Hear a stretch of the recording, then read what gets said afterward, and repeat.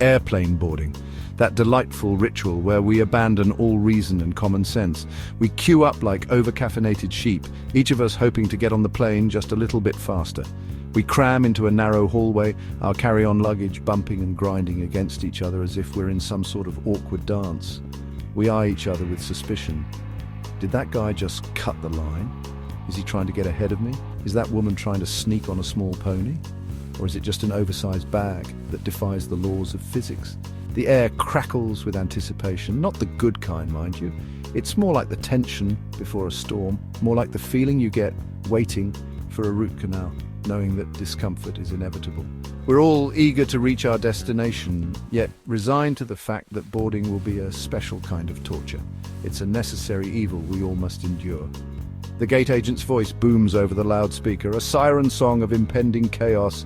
"We are now beginning the boarding process," they announce.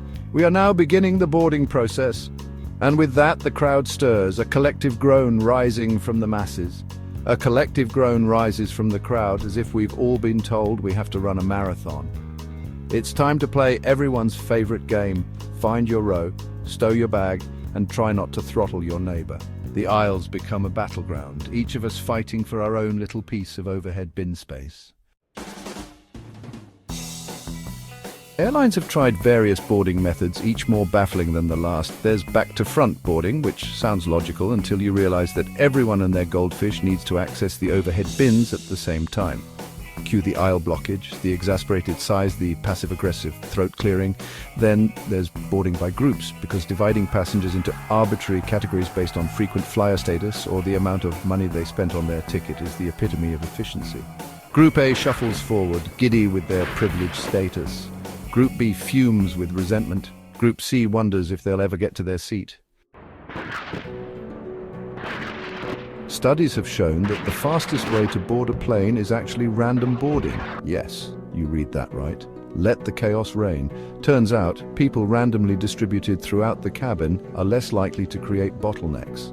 Who knew? But will airlines embrace this revolutionary approach? Of course not. Where's the fun in that? Plus, how else will they reward their most loyal, read highest-paying customers? So we're stuck with the illusion of order, the elaborate dance of boarding groups, and the ever-present threat of a carry-on luggage avalanche. Section 4, The Art of Tetris Carry-On Edition. Speaking of carry-on luggage, let's talk about the delicate art of cramming an entire apartment's worth of belongings into a bag the size of a small dog. It's a skill that requires patience, precision, and a bit of creativity. We've all witnessed the struggle. The frantic attempts to zip up an overstuffed bag, the desperate shoving and pushing, and the occasional sitting on the suitcase to make it close. The passenger who spends 5 minutes trying to shove a suitcase twice the size limit into the overhead bin. It's almost like watching a live-action puzzle game where the stakes are high and the frustration is palpable. The one who opens and closes the bin multiple times as if by sheer willpower they can make more space appear. It's a dance of hope and despair repeated over and over.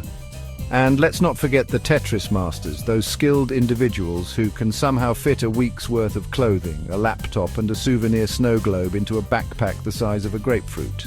Their technique is flawless, their strategy impeccable. They are the envy of all who witness their packing prowess. These packing virtuosos make it look effortless, leaving the rest of us in awe and perhaps a bit envious of their seemingly magical abilities.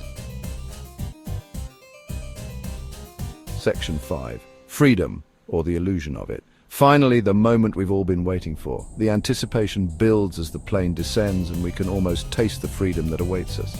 The plane touches down, a collective sigh of relief sweeps through the cabin. Some passengers even clap, celebrating the end of the journey. The fasten seatbelt sign is still on, but that doesn't stop half the passengers from immediately unbuckling and springing to their feet. It's as if they're ready to bolt out of the plane, as if they haven't been confined to a tiny seat for the past several hours. The need to stretch and move is almost palpable.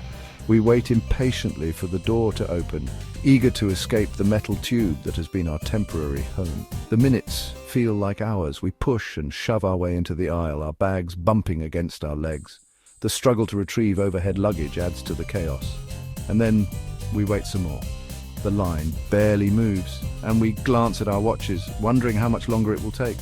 Because even disembarking an airplane is an exercise in patience.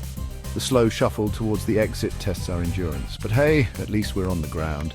The fresh air hits our faces as we step out, a small but significant victory. That's a victory in itself. We smile, chat, and wave goodbye to the airplane, grateful for the journey's end and the promise of new adventures, new